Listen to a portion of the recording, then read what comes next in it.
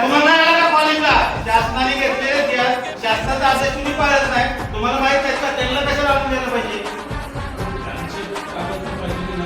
कसले कागद त्यांचे?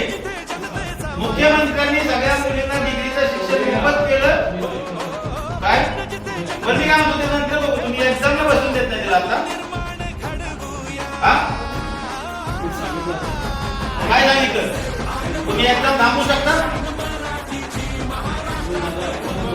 नाही तुम्ही एक्झामला का बसून देत नाही? 12:30ची एक्झाम आहे तर तुम्हाला तुमच्याशी बोलायला वेळ नाही. एक्झाम चालू झाली ना मुलीची. तुम्ही एक्झामला पहिले बसून द्या तिला, नंतर आपण बोलू. तिला एक्झामला बसून द्या पहिले, एक्झामला जाऊ द्या त्या मुलीला. एक्झाम थांबवू शकत नाही कुठले विद्यार्थी, लक्षात ठेवा. कोणी सांगितलं? आम्ही सांगतो. महिना जो पाहिला तुमच्या मागे भेटतोय ना, तुम्ही त्याला हे जे आराम ती जे आराम ते बोलले ना 15 दिवसात. जर शासनाच्या ह्याच्यात बसत नसेल तरी 15 दिवसात ती वरची. तुमच्या सगळे श्रीमंत नाहीत ना.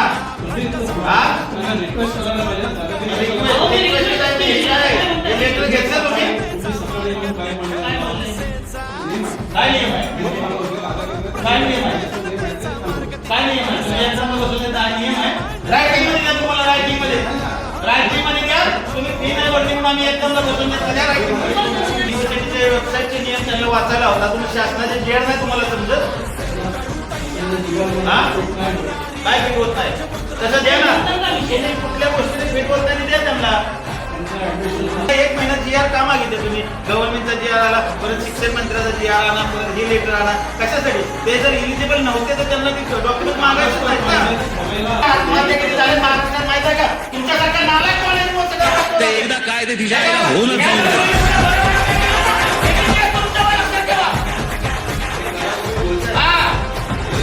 रेकॉर्ड चाललंय, तुम्ही बोलताय.